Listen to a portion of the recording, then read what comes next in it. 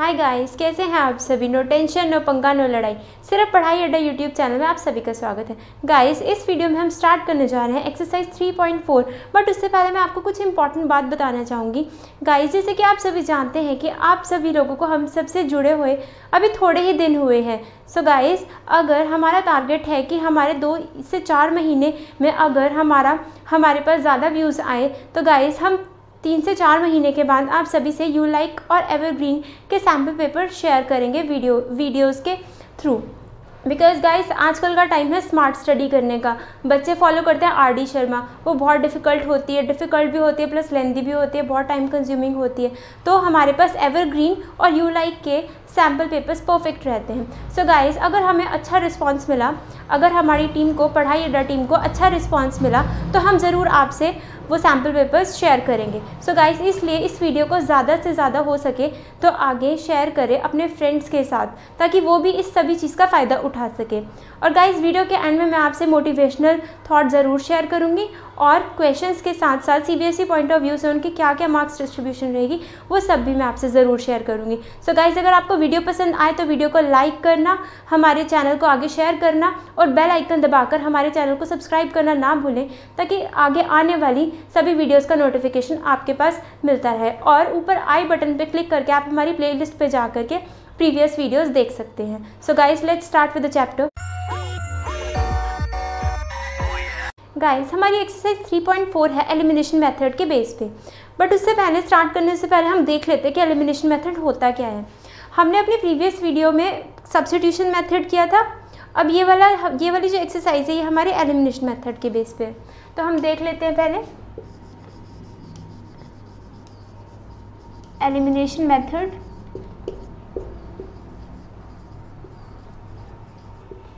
इसमें भी वही रहेगा, हमारे पास 2 लीनियर इक्वेशंस होंगी जिसमें 2 डिफरेंट वेरिएबल्स होंगे। उसी फॉर्म में a1x plus b1y plus c is equals to 0 c1 और a2x plus b2y plus c2 is equals to 0, where a1 b1 c1 a2 b2 and c2 these are constant terms. तो हम कोई भी suppose कर लेते हैं 2 linear equations. Suppose हमारे पास है x plus 3y is equals to 0 और 2x minus 4y is equals to 0 is equals to 0 नहीं लेते दोनों केस में। इस केस में हम 2 ले लेते हैं, इस केस में हम 3 ले लेते हैं, कुछ भी ले सकते हैं। फाइन। तो हमारा एलिमिनेशन मेथड में रहता क्या है, हमें ये 2 वेरिएबल्स गिवन है, हमने इन दोनों में से किसी एक को एलिमिनेट कर देना होता है और फिर उससे हमारे पास दूसरे की वैल्यू आ जाती है। और जो दूसरे की वैल्यू आ जाती है वो हमने क्वेश्चन में अपने लीनियर इक्वेशन में पुट करके उससे फर्स्ट वेरिएबल की वैल्यू भी फाइंड कर लेनी होती है। कैसे?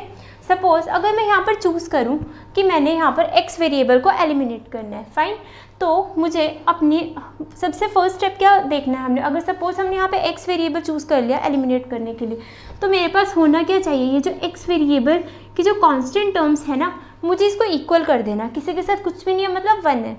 तो मुझे इस पूरी इक्वेशन को 2 से मल्टीप्लाई करना पड़ेगा। तो ये वाली इक्वेशन मेरी हो जाएगी फर्स्ट वाली 2x plus 6y is equals to 4। तो ये 2x और 2x सेम हो गए। और दूसरी इक्वेशन है मेरे पास 2x minus 4y is equals to 3।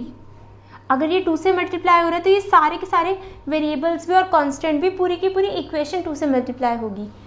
तो मैंने क्या करना है, यहाँ पर मेरे पास पॉजिटिव का साइन है और यहाँ पे भी मेरे पास पॉजिटिव का साइन है, मेरे को इसको एलिमिनेट करना है। तो मतलब मुझे साइन इस तरह से चेंज करने पड़ेंगे इसके। तो साइन चेंज करने के लिए मैं क्या करूँगी, इस इक्वेशन को सब्ट्रैक्ट करूँगी। फाइन, जब सेम साइन होते हैं तो जब सेम साइन होते हैं हमारे पास, तो उस केस में हमें सब्ट्रैक्शन करनी होती है। तो सब्ट्रैक्ट करने के लिए ये पॉजिटिव का साइन नेगेटिव में हो जाएगा और ये वाला नेगेटिव का साइन पॉजिटिव में हो जाएगा और ये वाला जो पॉजिटिव का साइन है 3 के साथ में, ये फर्दर नेगेटिव में हो जाएगा। तो इस केस में ये 2x एलिमिनेट हो जाएगा because plus 2x minus 2x is equals to 0 और ये 10y हो जाएगा इज इक्वल्स टू 1। तो y इज इक्वल्स टू 1/10 हमारे पास ये वैल्यू आ जाएगी। फाइन। और हम जो ये y इज इक्वल्स टू 1/10 आया है, कोई भी इक्वेशन में हम y की वैल्यू पुट करके देख लेंगे, उस केस में हमारे पास x की वैल्यू भी आ जाएगी। तो 2x, सपोज मैं ये y इज इक्वल्स टू 1 इस इक्वेशन में पुट कर लेती हूँ. फाइन. तो 2x माइनस 4 इंटू वाई की वैल्यू आई है हमारे पास 1/10 इज इक्वल्स टू 3. तो 2x 2 2 ज़ा 4 2 5 ज़ा 10, ये माइनस का 2/5 है इज इक्वल्स टू 3 प्लस का 2/5. एलसीएम लेंगे, दिस इज 5 एलसीएम आएगा और यहाँ पर इसको 5 से मल्टीप्लाई करना पड़ेगा तो इसको भी फिर 5 से मल्टीप्लाई करना पड़ेगा. तो ये 15 हो जाएगा प्लस 2 17. मैंने इसको 17/5 लिख दिया. तो हमारे पास x की वैल्यू क्या आ जाएगी 17/5 इंटू 2, क्योंकि यहाँ पे ये जो 2 मल्टीप्लाई में है तो उधर जाकर डिवाइड में हो जाएगा. तो x की वैल्यू आ जाएगी मेरे पास 1.7. फाइन. या 17/10 भी लिख सकते हैं. तो गाइस हम इन्हें टैली भी करके देख सकते हैं कि क्या हमारी ये वैल्यूज़ ठीक आई है कि नहीं आई हैं. तो सपोज मैं इस इक्वेशन यहाँ पर x और y की वैल्यू यहाँ पर पुट करके देखती हूँ.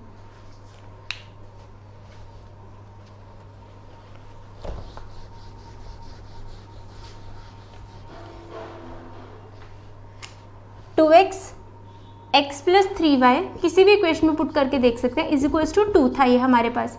x की वैल्यू आई है हमारे पास 17/10 और y की वैल्यू आई है हमारे पास 3 इंटू 1/10. फाइन. तो 70 इसका पूरे का एलसीएम 10 आ गया. 17 प्लस 3 इज इक्वल्स टू 2. तो ये 17 प्लस 3 हमारी ये जो वैल्यू है ये अगर 2 के इक्वल आ जाए तो मतलब हमारा आंसर करेक्ट है.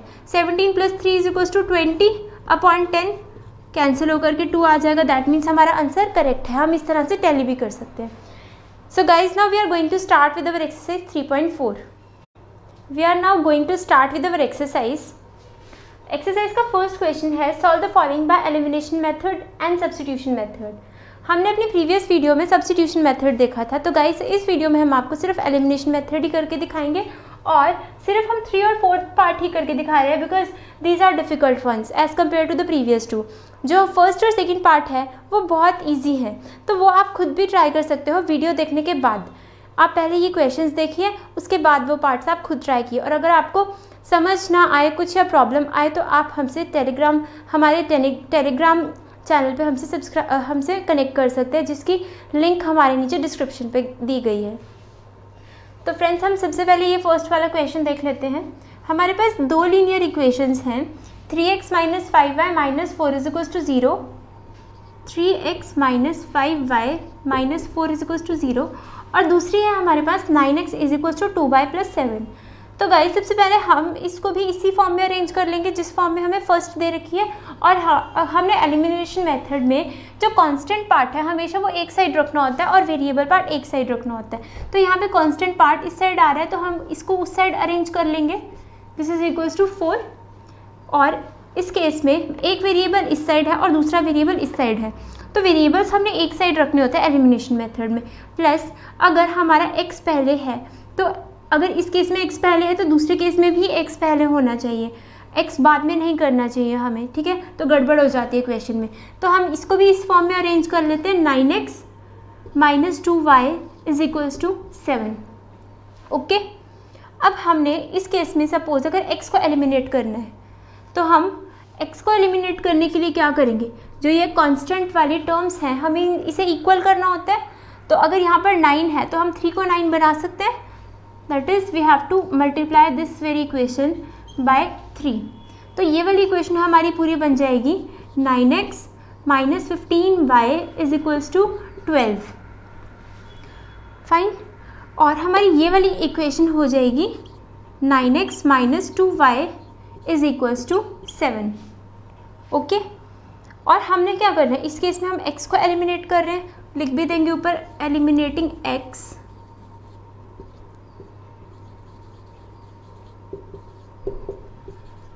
x को एलिमिनेट कर रहे हैं तो हमें साइन चेंज करने पड़ेंगे बिकॉज दोनों केस में हमारे ये पॉजिटिव में है. अगर एक नेगेटिव में होता तो उस केस में हम एडिशन करते, तो ये पॉजिटिव में हो जाएगा और ये हमारा नेगेटिव में रहेगा. तो x एलिमिनेट हो गया इस केस में. 15 minus 15 plus 2 is minus 13y और 12 माइनस 7 इज 5. तो हमारे पास y की वैल्यू आ गई 5/13 माइनस का 5/13। अब हमने x की वैल्यू निकालनी है, तो हम इसको y/13 को कहीं पे भी पुट कर लेंगे। सपोज हम इस इक्वेशन में पुट कर लेते हैं, तो ये वाली इक्वेशन है हमारे पास 9x minus 2y is equals to 7। तो हमने x की वैल्यू निकालनी है, माइनस 5/13 था तो इज इक्वल्स टू 7। अब यहाँ पे दो माइनस के साइन आ गए और बीच में मल्टीप्लाई का साइन है, तो माइनस और माइनस एक दूसरे को कैंसिल करके प्लस बना देंगे। Plus 10/13 is equals to 7। 9x is equals to 7 minus 10/13। 9x is equals to LCM लेंगे, 13 एलसीएम आ जाएगा। 13 इंटू 7 इज 91, तो ये 91 हो जाएगा minus 10। 9x is equals to 81। 91 minus 10 is 81 upon 13। तो x की वैल्यू आ जाएगी हमारे पास यहाँ से 81/13 इंटू 1/9। तो ये 9 1 जा 9, 9 9 जा 81। x की वैल्यू आ गई हमारे पास 9/13। y की वैल्यू माइनस 5/13 और x की वैल्यू 9/13। अब हम वेरीफाई करके देख लेते हैं कि क्या ये जो हमने सोल्यूशंस फाइंड करे ये करेक्ट है कि नहीं है। तो हम इन वैल्यूज़ को दोनों में से कोई भी इक्वेशन में पुट करके देख लेंगे। अगर सपोज हमने इस इक्वेशन में पुट करके देख ली, तो अगर हमारा वो 4 के इक्वल आ गया दैट मीन्स हमारा आंसर करेक्ट है। अगर हमने इस इक्वेशन में पुट करके देख लिया और वह 7 के इक्वल आ गया दैट मीन्स हमारा आंसर करेक्ट है। फाइन, तो हम करके देख लेते हैं। सपोज हम इस एक फर्स्ट इक्वेशन में पुट करके देख रहे हैं, तो हमारे पास x की वैल्यू आई थी 9/13 माइनस y की वैल्यू आई थी माइनस का 5/13। ये हमारे पास दो वैल्यूज़ आई थी। तो दिस इज 9 3 ज़ा 27, 5 5 ज़ा 25 प्लस का 25 upon 13। This should be equals to 4। अगर ये 4 के इक्वल आ रहा है दैट मीन्स हमारा आंसर सही है। तो 27 प्लस 5 इज 12, 152 हो जाएगा ये 52/13, बिकॉज 5 प्लस 7 इज 12, 2 आ जाएगा और 1 carry, 2 plus 1 is 3 plus 2 is 5। Orally भी हम कर सकते हैं एडिशन, और अगर आपको ओरली में प्रॉब्लम होती है तो आप साइड में लिख के भी कर सकते हो। This is 52 is equals to 4, 13 4 ज़ा 52। LHS is equals to RHS आ गया, दैट मीन्स हमारा आंसर करेक्ट है। ये था हमारा क्वेश्चन नंबर फर्स्ट। अब हम सेकंड ट्राई करके देखते हैं।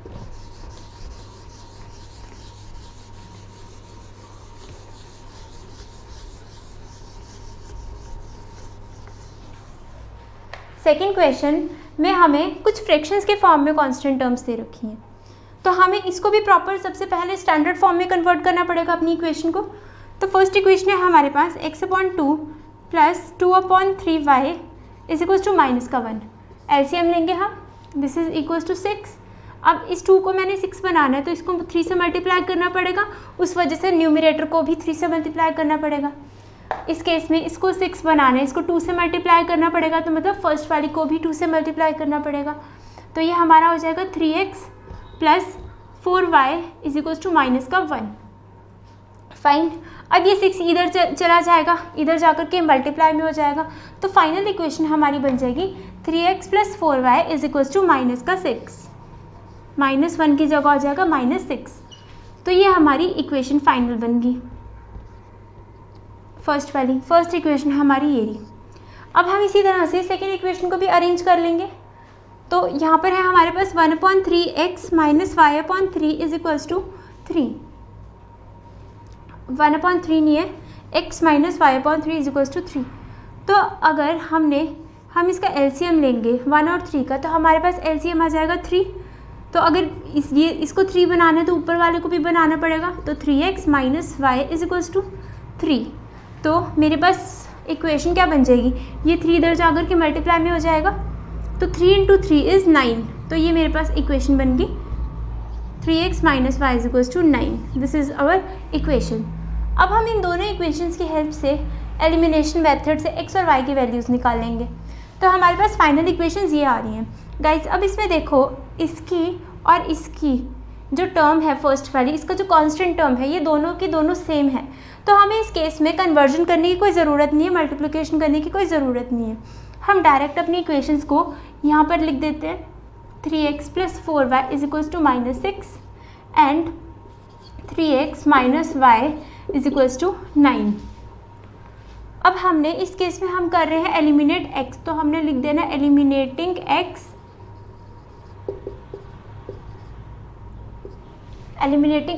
तो हमने ये पॉजिटिव के टर्म को नेगेटिव बना देना और ये नेगेटिव पॉजिटिव हो जाएगा उस केस में। तो हम इस केस में क्या करें, क्योंकि सब्ट्रैक्शन कर रहे हैं तो हमें साइन चेंज करने पड़ेंगे सारे के सारे, positive negative, negative positive convert हो जाएगा।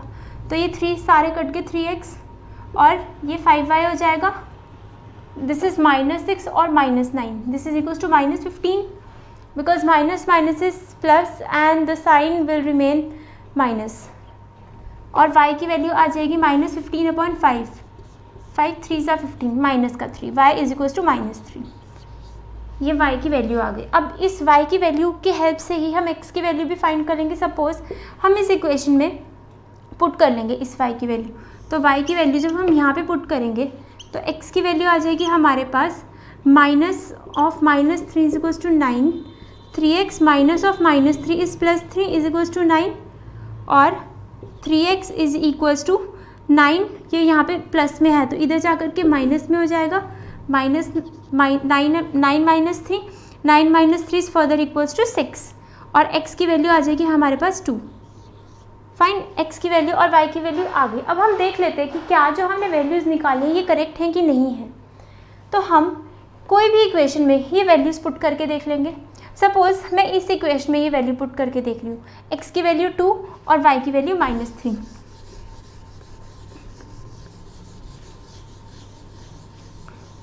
x की वैल्यू आई थी हमारे पास 2 और y की वैल्यू आई थी हमारे पास -3,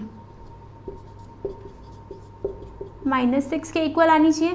3 2 = 6, 4 3 = -12 इज इक्वल्स टू -6 है कि नहीं, -6 इज इक्वल्स टू 6। ठीक है, तो हमारा वेरीफाई भी हो गया कि हमारा आंसर करेक्ट है। फाइन, अब गाइस हम स्टार्ट करेंगे सेकंड क्वेश्चन इसके बाद। अब हम अपना सेकंड क्वेश्चन देख लेते हैं। सेकंड क्वेश्चन है form a pair of linear equations and find solution bye elimination method. हमने इस गिवन स्टेटमेंट से लीनियर इक्वेशन फॉर्म करनी है और जो भी हमारी लीनियर इक्वेशन बनेगी उसका एलिमिनेशन मेथड से सोल्यूशन फाइंड करना है। फाइन, तो हम इसके साथ एक और पार्ट भी है कि लीनियर इक्वेशन आपने तभी फाइंड करनी है अगर आपका कोई इक्वेशन उस टाइप से बन रही है। अगर नहीं बन रही तो आपको आपका एलिमिनेशन मेथड से सोल्यूशन फाइंड करने की ज़रूरत नहीं है। तो अब देखते हैं इस केस में क्या हमारी कोई इक्वेशन बन रही है कि नहीं बन रही है। तो क्वेश्चन है हमारा, if we add 1 to the numerator and subtract 1 from the denominator a fraction reduces to 1। अगर हम अपने न्यूमरेटर में 1 ऐड करते हैं और डिनोमिनेटर में 1 सब्ट्रैक्ट करते हैं तो हमारी जो फ्रैक्शन है वो उसकी वैल्यू 1 के इक्वल हो जाती है। तो सबसे पहले हम न्यूमरेटर सपोज कर लेते हैं, let numerator be x and here n is denoting numerator, let d be y, d here means denominator। तो सपोज न्यूमरेटर हमने x सपोज कर लिया और डिनोमिनेटर हमने y सपोज कर लिया। अब कह रहे हैं कि अगर हम न्यूमरेटर में 1 ऐड करें, फाइन, तो न्यूमरेटर में अगर हम 1 को ऐड कर रहे हैं एंड सब्ट्रैक्ट 1 फ्रॉम डिनोमिनेटर, और डिनोमिनेटर से हम 1 सब्ट्रैक्ट कर दे रहे हैं तो हमारी फ्रैक्शन की वैल्यू 1 के इक्वल हो जा रही है। तो this is now equals to 1। इस टाइप की फ्रैक्शन को हमने अपनी पिछली वीडियोस में भी आपको सॉल्व करना सिखाया था कैसे करते हैं। हम यहाँ पे भी कोई नहीं, दोबारा देख लेते हैं। यह हमारी केस 1 से वैल्यू आ रही है और केस 2 हमारा कह रहा है कि if only 1/2 if it becomes 1/2, हमारी फ्रैक्शन की वैल्यू 1/2 हो जा रही है। कब? when if we add only 1 to the denominator। अगर हम सिर्फ डिनोमिनेटर में ही 1 ऐड कर रहे हैं दैट मीन्स हमारा डिनोमिनेटर y+1 बन जाएगा और न्यूमरेटर में हम कुछ नहीं कर रहे, उसको एज इट इज़ रहने दे रहे हैं, तो numerator is equals to x। तो इस केस में हमारी इक्वेशन बन जा रही है 1/2। तो ये हमारी इक्वेशन बन गई। अब हम इसे प्रॉपरली अरेंज कर लेते हैं ax + by + c की फॉर्म में। तो हम इस केस में क्या करेंगे, जिसके नीचे कुछ नहीं होता मतलब 1 क्रॉस मल्टीप्लाई करेंगे। 1 को x + 1 से मल्टीप्लाई किया तो it will remain the same, कुछ भी चेंज नहीं होगा, x plus 1 is equals to y minus 1, because इस केस में भी हमारे पास ऊपर 1 ही है। और ये हमारी इक्वेशन बन जाएगी x minus y is equals to 1, इधर जा कर के माइनस का 1 हो जाएगा, तो ये माइनस का 2, x minus y is equals to minus का 2। और ये वाली वैल्यू हमारी क्या बन जाएगी, हम वैसे ही क्रॉस मल्टीप्लाई कर लेंगे, 2x is equals to y plus 1, तो 2x minus y is equals to 1। ये गाइस हमारे पास 2 इक्वेशंस आ गई। आप इसे एलिमिनेशन मेथड से सॉल्व करके देख सकते हो। अब हम सेकंड क्वेश्चन का सेकंड पार्ट देख लेते हैं। सेकंड पार्ट है इसका, 5 years ago Noori was thrice as old as Sonu. 5 years पहले नूरी की एज सोनू की एज से 3 times ज़्यादा थी। तो हम सपोज कर लेते हैं इनकी प्रेजेंट एज। सबसे पहले तो हमने अपने प्रीवियस वीडियोस में भी बताया है कि हमें हमेशा प्रेजेंट एज सपोज करनी होती है। So let the present age of Noori is equals to x years, और हमने प्रेजेंट एज फिर सोनू की सपोज करनी है। Let the present age of Sonu is equals to y years। Fine, इन दोनों की प्रेजेंट एजेस हो गई। अब क्वेश्चन में क्या बोल रखा है, कंडीशन फर्स्ट में बोल रखा है 5 years ago। अगो का मतलब पहले, फाइन, तो ये हमेशा पास्ट की बात करता है ये वर्ड। तो 5 साल पहले Noori was thrice as old as Sonu. Noori की एज सोनू की एज से 3 times ज़्यादा थी। तो नूरी की एज 5 years पहले कितनी होगी, x माइनस 5, और सोनू की एज 5 years पहले कितनी होगी, y माइनस 5। और ये जो नूरी की एज ही है ये सोनू की एज के 3 times है, thrice as old as Sonu, तो मतलब सोनू की एज के 3 times है। क्लियर? तो हम इसे अरेंज कर लेंगे प्रॉपरली, 15 हो जाएगा ये। तो x minus 3y is equals to minus 15 plus 5, तो minus 15 plus 5 is equals to minus 10, तो हम इसे डायरेक्ट माइनस 10 लिख देंगे। तो ये हमारी फर्स्ट इक्वेशन आ गई। फाइन, तो अब सेकंड कंडीशन देख लेते हैं। सेकंड कंडीशन में क्या कह रहे हैं, सेकंड कंडीशन में कह रहे हैं कि 10 years लेटर, मतलब लेटर वर्ड का मतलब क्या होता है, 10 साल के बाद। लेटर का वर्ड का मतलब होता है बाद, और अगो का मतलब होता है पहले। 10 साल के बाद Noori will be twice as old as Sonu. 10 साल के बाद जो नूरी की एज है वो सोनू की एज के ट्वाइस होगी। तो 10 साल के बाद नूरी की एज कितनी होगी, x प्लस 10, और सोनू की एज होगी y प्लस 10। यही x प्लस 10 y प्लस 10 के ट्वाइस होगा, बिकॉज बोल रखा है कि 10 years later Noori will be twice as old as Sonu. जितनी भी सोनू की एज होगी नूरी की एज उससे ट्वाइस होगी। तो इसको भी हम अरेंज कर लेते हैं proper, 2y plus 20, x minus 2y is equals to 20 minus 10 is 10। ये हमारे पास सेकंड इक्वेशन आ गई। फर्स्ट इक्वेशन हमारे पास ये रही, सेकंड इक्वेशन ये रही। आप इसे एलिमिनेशन मेथड से सॉल्व कर सकते हो। अब हम सेकंड क्वेश्चन का ही पार्ट थर्ड देख लेते हैं। पार्ट थर्ड है इसका, the sum of digits of 2 digit number is 9। कोई भी हमारे पास 2 digit नंबर है, उसके जो डिजिट्स का सम है वो 9 है। फॉर एग्जाम्पल अगर मैं सपोज करूँ 36, तो ये 2 digit नंबर है, तो अगर मैं इन दोनों की डिजिट्स का सम लूँ दैट इज 3 + 6, तो ये हमारा आ गया 9 के इक्वल। अब हमें पता नहीं है कि एग्जैक्टली हमारा 36 नंबर ही है कि या कोई और है, ये जस्ट एक एग्जाम्पल है आपके लिए। तो 36 मतलब 3 + 6। फर्स्ट इसकी जो सिचुएशन है वो ये कह रहे हैं कि जो दोनों डिजिट्स का सम है that is equals to 9। Fine, तो इस तरह से 3 + 6, जैसे आपको एक एग्जाम्पल दिया मैंने कि 3 + 6 आपका 9 के इक्वल है। आगे बोल रहा है also 9 times this number is twice the number obtained by reversing the digit.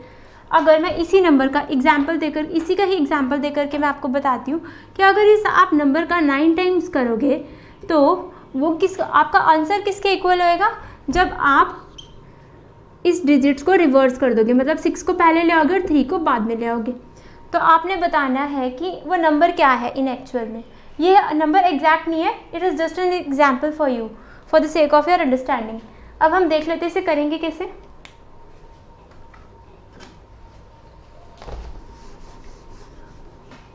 तो गाइस जब भी हमारे पास कोई भी 2 डिजिट नंबर होता है तो हम उसको लिखते हैं, हमारे पास जैसे हमारे पास 36 नंबर था तो हर 2 डिजिट नंबर में एक यूनिट प्लेस होती है, ये हमारी यूनिट प्लेस है और ये हमारी टेंस प्लेस है। तो हम अगर इस नंबर को एक्सपेंडेड फॉर्म में लिखें जो हमने अपनी छोटी क्लासेस में करा है, तो हम इसे एक्सपेंडेड फॉर्म में कैसे करते थे, 3 × 10 + 6 × 1। फाइन। तो कोई भी हमारे पास 2 डिजिट नंबर हो उसमें एक यूनिट प्लेस होती है और एक टेंस की प्लेस होती है।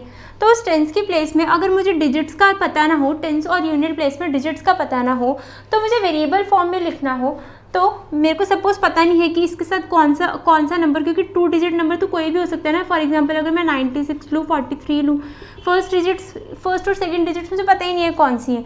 तो अगर मैंने इन डिजिट्स को 2 डिजिट नंबर को कोई स्टैंडर्ड फॉर्म में लिखना हो तो हम हमेशा सपोज कर लेते हैं 10x + y, या आप x और y किसी का कोई और वेरिएबल भी ले सकते हो, a और b भी ले सकते हो, दैट इज़ योर चॉइस। ठीक है, कोई कंपल्शन नहीं होती कि हमेशा x या y ही लेने हैं कि नहीं। तो हम सपोज कर लेते हैं, let the digit at unit place. Suppose जो हमारी यूनिट प्लेस वाली डिजिट है, अगर मैं सपोज कर रही हूँ हमारा नंबर 10x + y है, तो ये जो यूनिट प्लेस वाली डिजिट है मैं सपोज कर लूँगी this is equals to y and let the digit at tens place. तो टेंस प्लेस वाली डिजिट मेरी हो जाएगी x। तो देयरफॉर द नंबर, इस सिचुएशन से मेरे पास जो नंबर आएगा this is equals to 10x + y। Fine. और मुझे फर्स्ट कंडीशन से, मेरे पास फर्स्ट कंडीशन है क्वेश्चन में कि अगर मैं दोनों डिजिट्स को ऐड कर रही हूँ, दैट मीन्स मैं x और y दोनों को अगर ऐड कर रही हूँ तो मेरे पास नंबर आ जा रहा है 9। तो मेरे पास नंबर आ गया x + y को ऐड करने से 9। This is our first condition. और सेकेंड कंडीशन में बोल रहे हैं कि अगर आप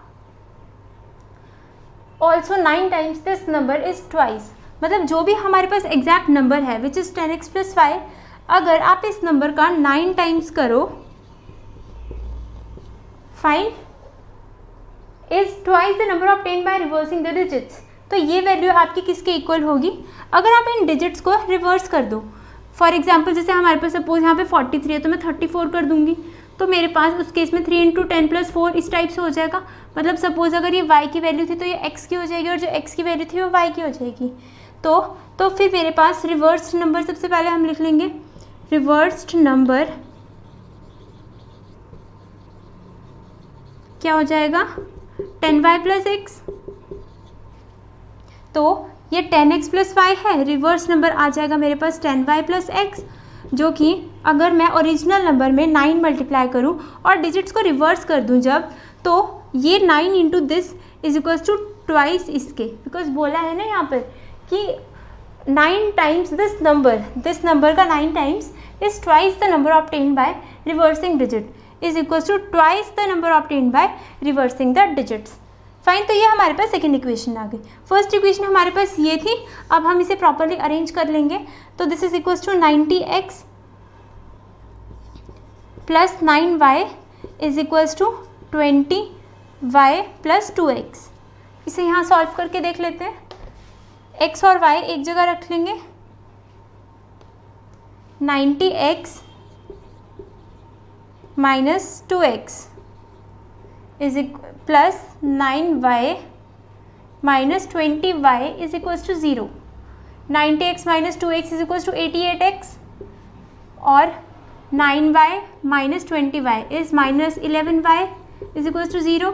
अब इस पूरे के पूरे नंबर में हमारे पास 11 कॉमन आ रहा है, तो 11 हम कॉमन ले लेंगे, अंदर रह जाएगा 8x - y is equals to 0। और ये 11 अगर इधर मल्टीप्लाई में है तो इधर जा करके डिवाइड में आ जाएगा। 0 upon any number except 0 is equals to 0, except 0। 0.0 is nothing, it is infinite. 0 के नीचे अगर 0 के अलावा कोई और नंबर हो तो हमारी वो वैल्यू भी 0 हो जाती है। तो 8x - y is equals to 0। Second equation हमारे पास ये आ गई। अब आप क्या करेंगे, फर्स्ट इक्वेशन ये थी और सेकेंड इक्वेशन ये है, आप इन दोनों को एलिमिनेशन मेथड से सॉल्व कर लेंगे। गाइज हम सेकेंड क्वेश्चन का अब नेक्स्ट पार्ट देख लेते हैं। तो हमारा फोर्थ पार्ट है, Meena went to a bank to withdraw ₹2000। Meena bank में गई 2000 रुपीज़ विदड्रॉ करने के लिए। She asked the cashier to give her ₹50 and ₹100 notes. उसने कैशियर को कहा कि सिर्फ आप मुझे 50 और 100 रुपये के नोट्स ही दीजिए। Meena got 25 notes in all. Total Meena को 25 नोट्स रिसीव हुए। Find how many notes of ₹50 and ₹100 she received. तो हमने बताना है कि 50 और 100 के उसको टोटल कितने नोट्स रिसीव हुए। तो हम सबसे पहले तो सपोज कर लेंगे कि 50 और 100 के लेट उसको X और Y नोट्स रिसीव हुए। ठीक है, तो सपोज कर लेंगे हम 50 और 100 दोनों के लिए। तो let the number of notes received by Meena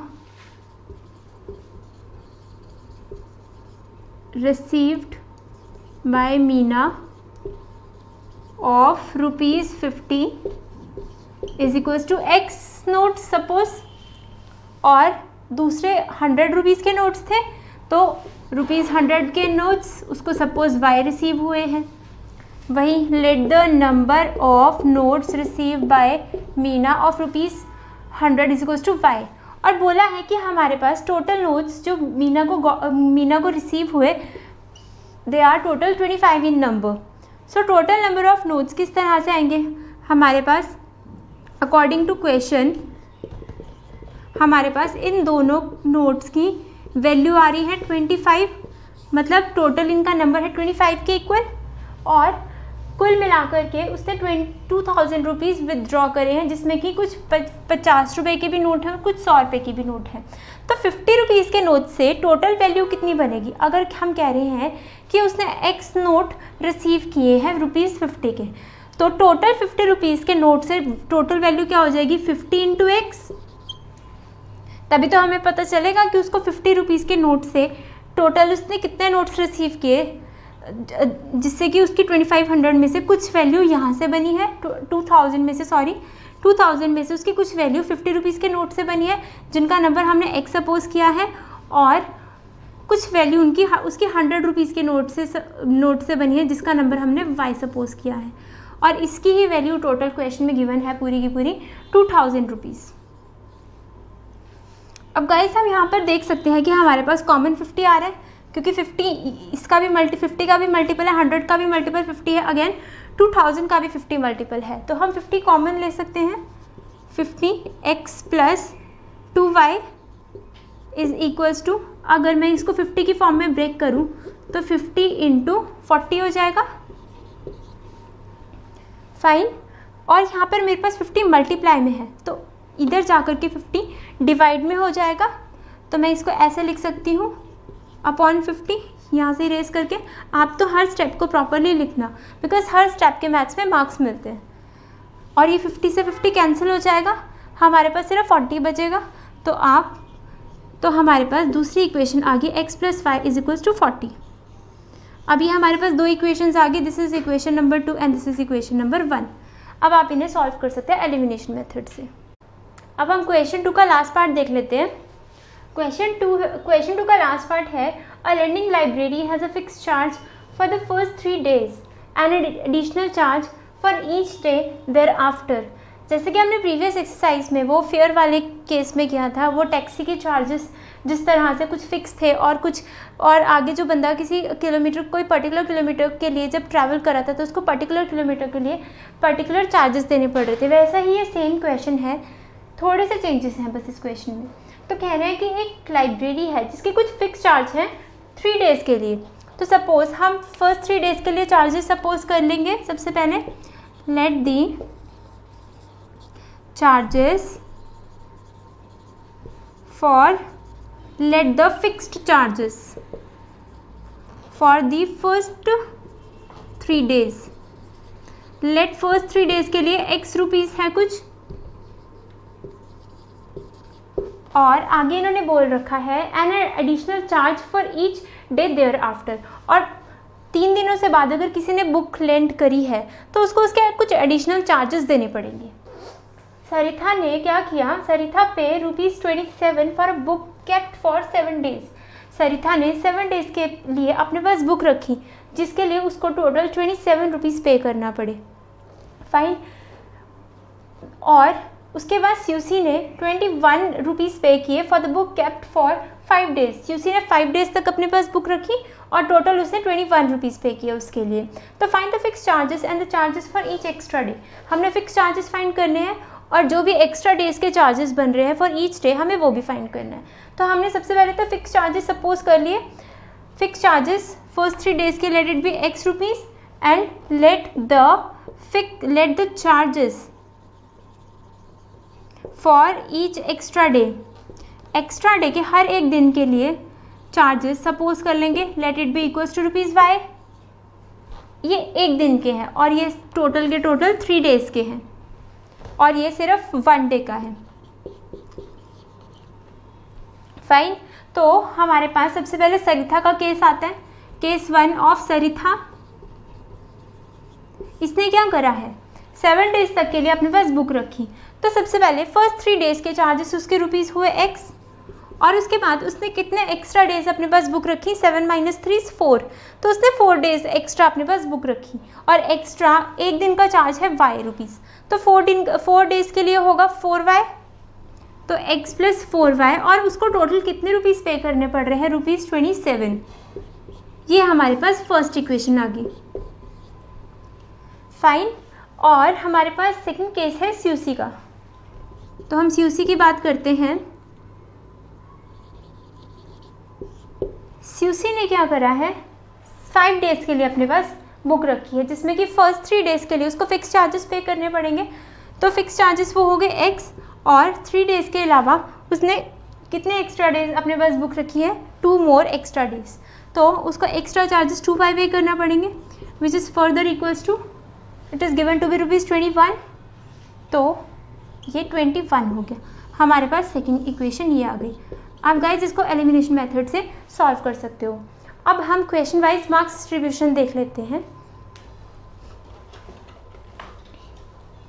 तो फ्रेंड्स, आपका ये जो फर्स्ट क्वेश्चन है ये एलिमिनेशन मेथड से पर्टिकुलरली 2 मार्क्स का पूछा जाएगा और जितने भी आपके जो स्टेटमेंट के सम्स हैं ये 3 मार्क्स के होंगे, बिकॉज यहाँ पर आपने इसके लिए आपने लीनियर इक्वेशंस भी फॉर्म करनी है और फर्दर उनको एलिमिनेशन मेथड से सॉल्व भी करके देखना है। फाइन।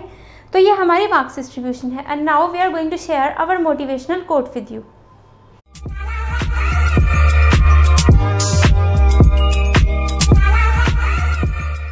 गाइस, आज का हमारा मोटिवेशनल कोट है, कर भला तो हो भला।